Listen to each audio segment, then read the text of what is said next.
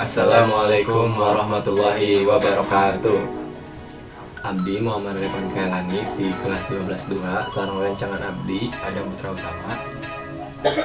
Urang bade mawakeun carita pantun Sunda anu judulna Badak Pamalang. Badak Pamalang teh putra Prabu Munding Malati ti putri Gelis Aci Malati. Ari Prabu Munding Malati teh kapilanceuk kasep Munding Sanggawati. Prabu anu pajajaran anu mangkat ngalalana mangsa Badak Pamalang kakara sabulan aya dina jero kandungan. Waktu Badak Pamalang lahir geus nembongkeun hal-hal anu mata kaheng.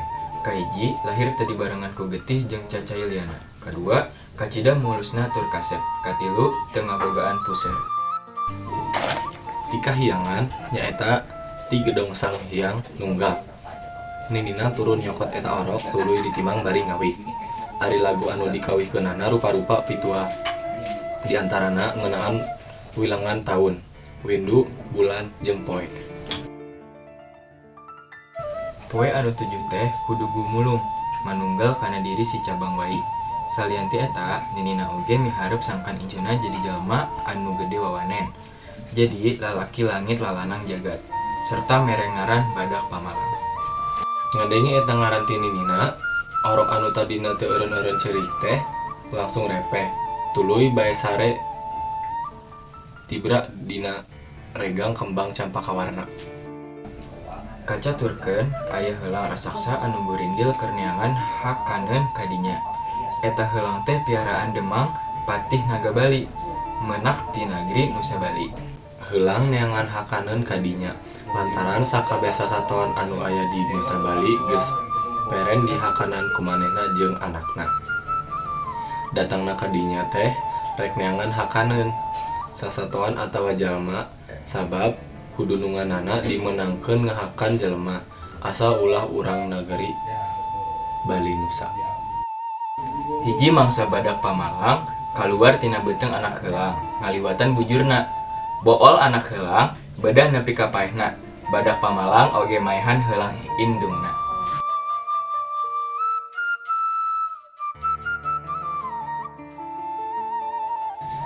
Lantaran sayang heulang teh aya dina dahan caringin anu ngaroyong ka kebon kembang, Badak Pamalang turun ka eta kebon kembang.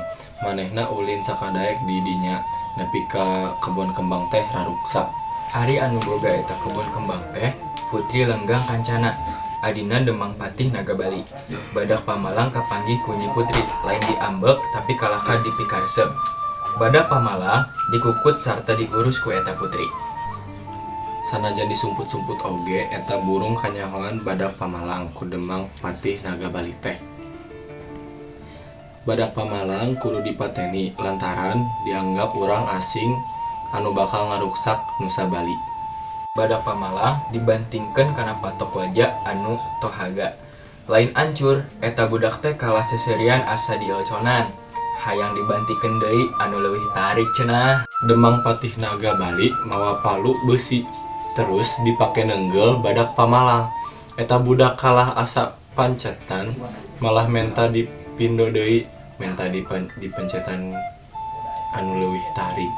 Enjok kitu mah Demang Patih Nagabali teh ngarasa sieun terus bae kabur. Kapanggih ku Badak Pamalang dibantuan ku Mustika Anjing Ciciptana. Putri Lenggang Kancana dihirupan deui. Terus bae barali ka Kaputren Lenggang Kancana. Badak Pamalang diberi batu ulin. Hayam jago anu sakti ngaranna Kentri Haji Malang Dewa. Eta hayam teu bisa ngomong. Nya ti manehna Badak Pamalang nyaho yen di Nusa Bali loba menak asing anu dipanjara. Badak Pamalang menta dianterkeun ku hayam ka eta panjara. Badak Pamalang ngancurkeun eta panjara. Gok baik papanggih jeung kasep Munding Sanggawati. Prabu Anom Pajajaran jeung Prameswarina Lenggang Pakuan sarta para pangiringna. Nyaeta Uwa Purwakalih, Uwah Kidang Pananjung jeung Jaksa Gelap Nyawang. Sabada pancakaki nyaho bae Badak Pamalang. Nyen anu dipenjara di dinya teh baraya keneh. Kasep Munding Sanggawati ngalalana nepi ka Nusa Bali. lantaran pikeun persiapan jadi raja nu sampurna. Ari di Nusa Bali kalah di penjara ku Demang Patih Naga Bali anu tengah hormat ka Semah.